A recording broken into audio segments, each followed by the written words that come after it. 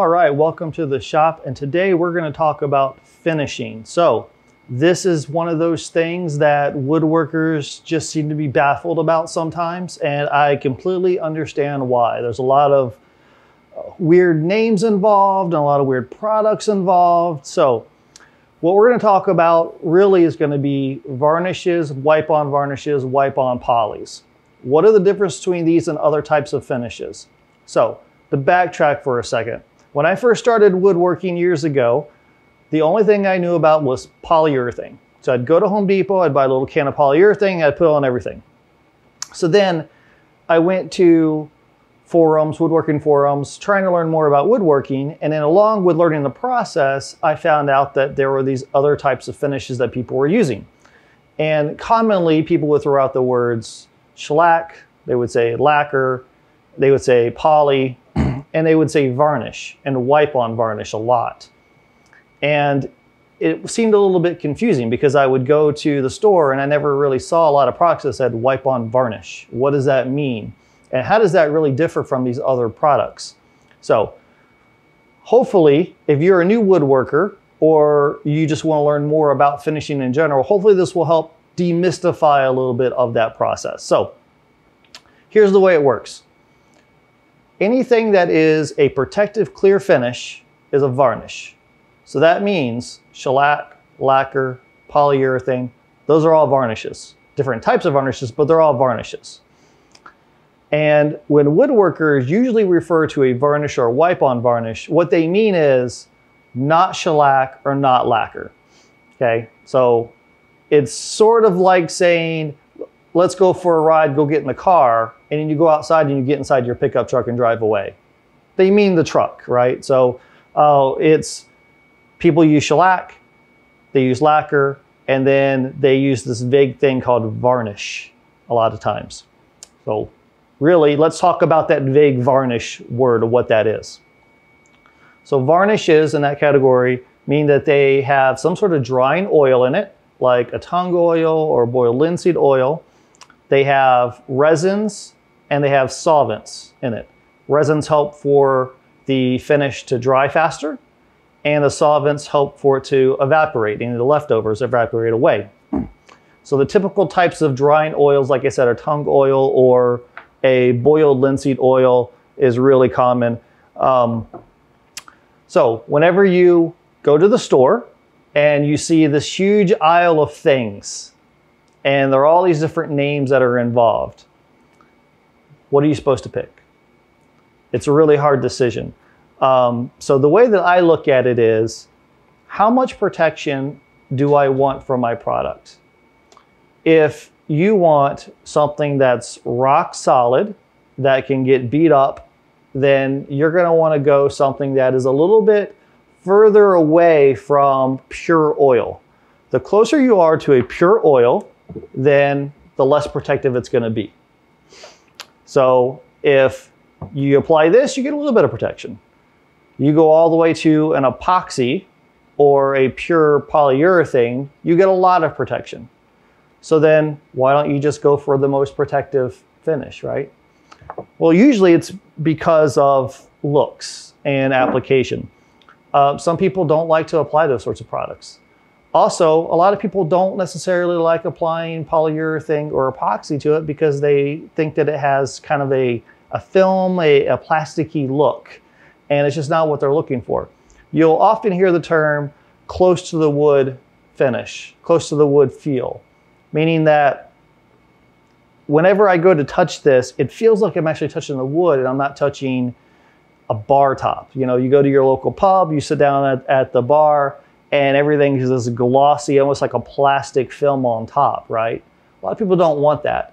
Also, woodworkers tend to overbuild, to be polite about it. So we're often over-engineering things, and we don't need the most protective thing ever for every single project. It really depends on what the project is. If I'm building a kitchen table, I want something that's really protective that can handle glasses that are sweating and water and food and that type of stuff. But if I'm building a decorative box that's gonna sit on a nightstand in a house, it doesn't need to be covered in epoxy or pure polyurethane. So that's where we make our decision. We decide how much protection do we need and how close to the wood of a feel do we want from our finish. And if we can kind of figure out that, then we can sort of figure out what type of product that we want to get. So I've got a couple of the common wipe-on varnishes that I like to use. So what I've got is Armor Seal. It says oil-based Armor Seal from General Finishes. I've got some Formby's Tung Oil Finish, some Danish Oil Finish, and some Minwax Wipe-On Poly. Now, when you go to the store, you'll see all these different names.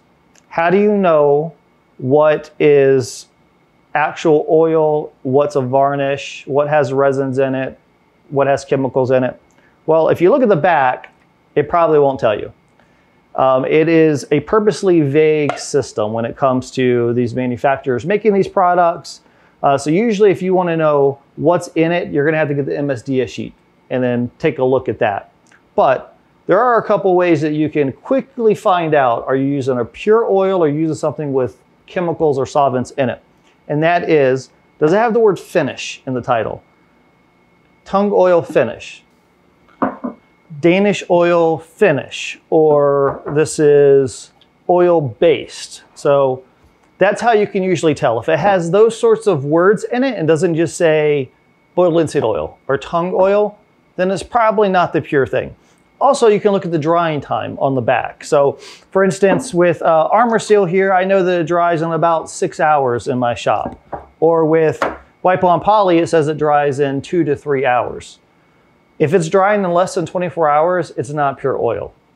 Boiled linseed oil is gonna take a day, a full day for it to fully dry. So that's a quick way for you to figure it out. Now, saying all of that, I'm not picking on these products because I love these products.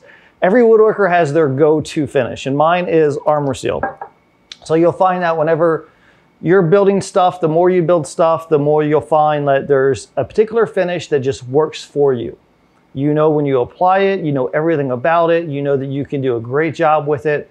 And when you have a high pressure project, like something for someone else, a customer or a gift or something, then you're gonna go to your go-to finish. And so my go-to is Armor Seal. If I'm building something for myself, then I can experiment a little bit more. And I may get something else and try these out and see how they go. So I'm not picking on them at all. Now, as far as how to apply them, what I find is that for the most part, they're all applied about the same. There's a few little differences that I can talk about with it, but in general, they're gonna be applied the same. So what I'm gonna do is I'm gonna show you how to apply Armor Seal. I'm gonna talk about these other products while I'm doing it. But first we gotta start with prepping the wood. So to prep our wood, we had to sand it all down. And when it comes to these types of finishes, you wanna probably stop at about 180 to 220 grit when you're sanding.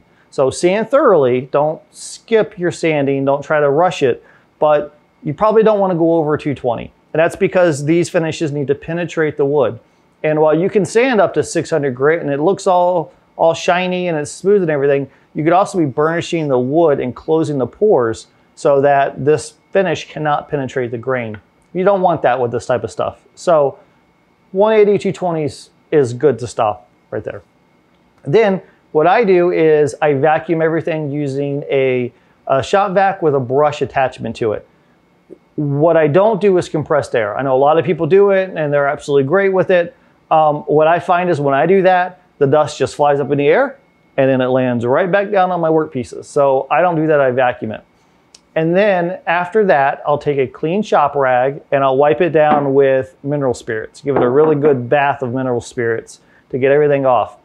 And I'll sometimes do this a couple times. Really, whenever you do it, even though it feels clean, you don't see any dust or anything, you'll wipe it down with mineral spirits and then you look at your rag and with this cherry, your rag will be orange. You'll say, what? How did that happen? So sometimes you give it a couple coats, but you don't have to scrub it. Don't overcomplicate this, really. If there's a little bit of dust on it that you can't even feel with your hands, it's not gonna ruin your finish.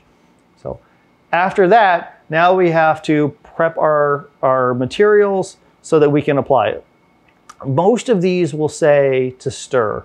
Like with Armor Seal, you're not supposed to shake it, you're supposed to stir it. So I'll pop the lid off, I'll stir it, and then I'm gonna take my product and put it into a secondary container. I do not like to use the actual container it came in. The reason why is because I don't want to contaminate it. If there is something that gets on these items, and then I dip my rag back in my can, now that's in my whole can, and I don't want that, especially if you go from, if you're using like an exotic wood like Padauk, which is just orange and the dust is everywhere, and you dip in your can, then you might get a little bit of that in your finish, and then you're gonna go and put finish on maple later on, and you could get some orange on your maple, and you don't want that. Another reason why I put in a secondary container is because I don't want to expose it to air. So these finishes dry when they get in contact with air. So if I keep the lid off and I'm working out of this can, then that's just more time for air to touch the chemical, and then it's gonna not last as long. So I put it into a secondary can. After that though, I use a good clean shop rag or a shop towel. And what I'll do is I'll fold it into pieces where I have a nice flat rectangle with a flat area that I can dip in my container and then apply to my wood. So all of that being said, let me show you how I apply finish. All right, first thing that I need to do is I'm gonna put on some nitrile gloves, not latex gloves, nitrile gloves.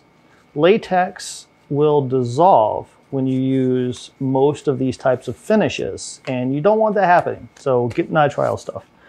All right, pop my can open. And what I did is I grabbed just a little Dixie cup, but you can use a jar. If you're gonna make multiple coats, a lot of times I'll grab a jar, and that way I can screw the lid back on.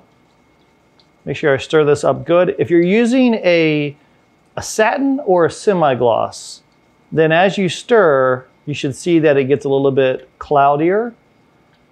That's the matte, the properties that make it a matte finish compared to a clear gloss finish. So let me scoop some of this into my Dixie cup. All right, and put the lid back on. Now another product I didn't really talk about here that is a helpful product to have, and I actually ran out, is Bloxygen.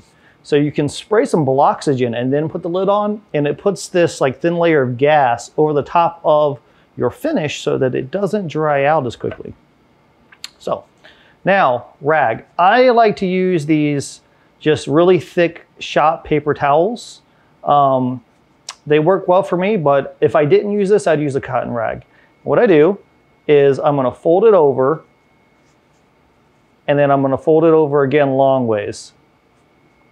Now what this does is it gives me this nice flat pad that I can work with when I'm applying my finish. Okay, and what I do is I leave the show face last. So if I'm doing a sign like this, I'm gonna do this part last. If I'm doing a decorative box, then the lid is gonna be last. So I'll do the bottom or the inside first.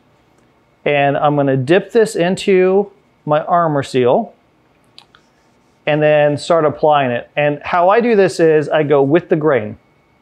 And as a former military person, what I always think of is an aircraft carrier. And I think of the jets landing and then taking back off again. So what I'm trying to do is go with the grain in a sweeping motion all the way across. And I want to have some overlap, but not a lot. I don't need a lot of overlap because you don't want to work this into the surface. You want your surface to be glossy. You want it to be wet. You don't want it to be dripping. You don't want to scrub this product in. When you hear about people talk about that they're getting streaks in their finish, usually that means they're scrubbing or they're going over it after you've already applied it. Typically, with this type of finish, with a wiping poly or a wiping varnish, once you put it on, leave it alone. Don't try to touch it up. Wait until it dries before you do anything else to it. So I'll do like the bottom, and then I hit the sides. I like to hit the ingrain next because the ingrain is just going to soak this stuff up, especially on your first coat. So I'll put quite a bit on the ingrain.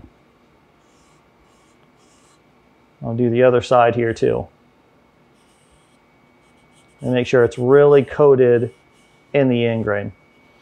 Also, if you have to hold a small item like this, then I find the best place to hold it is the ingrain. It doesn't show fingerprints as much compared to holding it somewhere else. I am lightly, I'll move my cup over here. I am lightly dipping, just enough. We don't need a lot. You don't have to coat this thing. You're not drenching it in varnish. You just want to put a little coat on this. With all of these products, you're probably going to want to put more than one coat. Usually they call for 3. So don't go overboard. Now, that's on there. I'll put it right here. So now I'm going to do my show side. Now how I do this is, again, we're going to do a light dip in here. We need to get our applicator wet, but you notice I'm not soaking the whole towel. There's no point in that. I'm also not pushing very hard. I'm doing it enough so that I get a smooth layer on it. I don't have any dry spots. And then coming back up again. And then I dip. Usually I can get, I think these are, this sign is a 5x7. So I'm getting about 7 inches, but I'm also barely dipping the finish in there. And I'm trying not to go over too much spots I've already done. So if I do see a spot I missed, I will quickly hit it. But if I see a spot I missed and it was 5 minutes ago, I'll leave it alone. So now it's coated. Then lastly, this is what I do. I'll hold it just really floppily. And I'll just do like this. Brush the edges. That is because if I'm pushing my applicator over, then I don't want to have any loose liquid that is then going to run over the side. And I've had that happen before. So just to make sure there's no runs, I'll do this. I'll sometimes do it on the bottom too, just very lightly. Don't need to put any pressure on it, just to make sure there's no runs. Okay, so I will tell you about how I use these other products while I'm doing this one. So if you are using Danish oil, unlike this product where once you apply it, you want to leave it alone. Danish oil, you want to give it about 30 minutes or so. And then after 30 minutes, whatever did not soak up, then you're going to take a rag and you're going to wipe it off. Then you're going to leave it alone. Okay. With Formby's Tung Oil Finish, I treat it like armor seal here, where I wipe it and then I leave it alone. Don't mess with it too much. Let it dry fully. That way you don't get all of those streaks in it that people complain about so much. And I've made those mistakes. This is the reason why I know how to apply this particular finish, is because I've been that guy who screwed it up before. Okay, so we apply our coat and then we let it dry. And I said, for my shop, armor seal takes about 6 hours. But your shop will vary. My shop is pretty dry. I run a dehumidifier 24/7 in my shop. So it's a fairly dry place for it being in a basement. And once it's dry, you'll know because you're going to have to sand it before you apply your second coat. And if your sandpaper has any sort of gunk on it, then it wasn't dry. When you sand it, then you should be getting a fine white dust or powder. What I do is I will sand between coats using 600 grit sandpaper. And you can use up to, I think 400 grit. Some of them can't say 400 grit. I think actually with Minwax poly, it says like 225, but I find that way too aggressive whenever I do it. So I usually use 600 grit paper when I'm doing this. And so I'll sand it lightly, but I am just barely sanding. So like we can even pretend if this is sandpaper and this is my board, I'm doing this. Barely sanding when I'm doing it. I'm doing it just enough that there are no dust nibs on the surface so that when I rub my hand across the surface, it's smooth. It doesn't catch on anything. That's when I know that it has been sanded thoroughly. And then I do this again, the same way, and I apply my second coat. And I let it dry, and then I apply my third coat. I typically do not go over 3 coats. I know that there are a lot of people out there who want to build layer upon layer upon layer of finish. I just don't, it doesn't work for me. I don't know. Everyone has their own way of doing things. So it does not work for me. I usually do 2 to 3 coats. I find with Armor Seal, the first coat kind of dries in and you don't, especially like with, this is semi-gloss, it doesn't, it's not really shiny. The second coat seems to be, I don't want to say blotchy, but the sheen is not even on my second coat. And then on my third coat, it's perfect. So that's my process for that. Now, after it is dry, the third coat is dry. Most of these products say that it takes 30 days for them to fully cure. Ain't nobody got time to wait for 30 days. Let's just be honest. So I will try to wait 24 hours and then I will lightly sand it with 2000 grit paper. And I am just getting those dust nibs off of it whenever I'm doing that. I'm not trying to put any sanding marks at all into it. If you are new to this, then that might terrify you. Your finish looks perfect. It's just not feeling smooth, but it looks perfect. And then you go to sand it with 2000 grit, and then all of a sudden you have some scuff marks on it, or it looks dusty, and it kind of freaks you out a bit. Because you think, oh my gosh, did I ruin this? I'm going to put another coat on it, and then I'm going to do the same thing, this endless cycle. Don't sweat it. If you see those things in it, just take a little damp rag, or you can even take a rag with mineral spirits if you really want to, and wipe it. And all of those dust marks should go away. So now, if for some reason they don't, let's say you sanded it a little too hard in one spot, then you have other alternatives available to you. You can sand it again with 600 grit and put another coat. It's one option. Depending on what your project is, you could apply something else over the top of it. So for instance, my secret weapon of choice is some orange oil and beeswax. So just the basic, I think Howard's is the brand. I think that's the brand you see at the box stores. Some basic Howard's orange oil beeswax, put that on a rag and wipe it down. And then wipe it all the extra off. And when I do that, the color of the grain really pops, and any sort of scratch marks or haziness instantly goes away. So I'm a big fan of that. It's not something I would necessarily do for like kitchen table or coasters or something like that, because you don't want to have a waxy surface around water. So say you put a glass down and it sweats, then wax can leave those white ring marks that we don't want to have. So that is my secret weapon of choice for things like boxes or little signs or whatever. So hopefully this little tutorial on varnishes helps you. Hopefully you don't feel as intimidated whenever you step into the store to buy something, or you go into the woodworking store, you're in that woodworking forum, and people are talking about all these things you've never heard of before. Hopefully you are armed with a little bit of knowledge on varnishes and how to apply them, and try these things out. They're a really cool product. They do a great job. People have used them for years, and who knows, Armor Seal might end up being your go-to finish. So until we meet again, get in your shop and finish something awesome.